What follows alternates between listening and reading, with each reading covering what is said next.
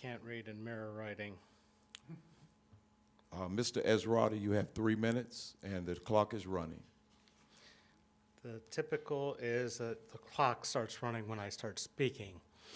Congratulations to the voters of the Dayton Public School District for selecting 4 new board members, a majority, to redirect a failing district that has been characterized by a complete failure of leadership to instill confidence in their abilities or the future of the district.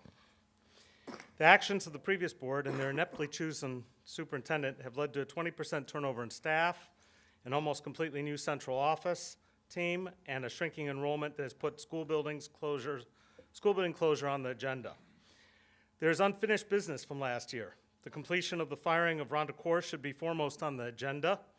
How our original mediocre evaluation penned by John McManus was changed to a glowing, now is incredibly relevant to her termination. We need to know what part remaining board members had in that change and that they be held accountable. Investigations on how and why Dr. Adil Baguirov was allowed to remain on the board after I made it clear he didn't live in the district, and then proceeded to actively push a bus deal through procurement that not only is a violation of board policy, but also a conflict of interest, since his private business does business with the vendors in the process. These are not matters that should be overlooked. They have serious long-term implications for the district, as well as set the tone for how this board will differ from the last one and everyone preceding it. However, what hopes the citizens had for change have already been crassly violated when the last board apparently sanctioned the interim superintendent to join a task force to study school closings without a proper vote, to assign members or outline the scope and authority of the task force. That a board member-elect was named co-chair before he'd even been seated to this board does nothing to instill confidence in the new board. That he argued from his position of authority as a board member and a licensed attorney that the meetings should be held in private in violation of the Ohio Open Meetings laws, commonly known as the Sunshine Laws, do not bode well for the future of this board. But beyond all that, this board met a week ago and blindly followed the direction of the interim superintendent who crafted the agenda. Again, tonight we see the same thing.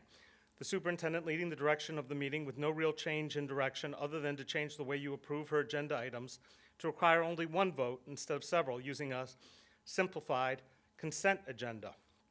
Where's your direction to the superintendent on addressing issues of student safety? Besides the riot opponents that the former superintendent tried to cover up, just last week we had a full-fledged brawl at the Dunbar Thurgood basketball game. If you want people to send their kids to your schools, they have to feel safe. I see no item on the agenda on this. Since we're dropping in enrollment, what steps have you formulated to evaluate the performance of your superintendent in the district PR department that was hired last year by the former superintendent after your purchasing department failed to hire a PR firm in a legitimate, defensible manner? Your current PR people can't even keep your site up to date. The time of this meeting wasn't online. And lastly, we need to have an actual roll call to determine which of you support this closing task force meeting in private so voters will know who actually deserves a seat on the dais. We voted for new people with a promise of transparency, yet we've yet to see it. By a simple yes or no response from each member, I need a response to that last issue.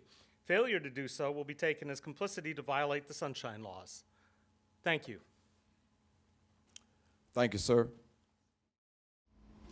I ask for a response, a roll call vote on whether you agree that the meetings of the task force should be public or private. I think that is fair to ask, and I think a response is warranted. If you all sit there and say no, then don't do anything, then I assume that you're agreeing that it should be held in secret and you're violating the Sunshine Laws. Thank you, Mr. Estrada, and we appreciate if you comply with the procedure.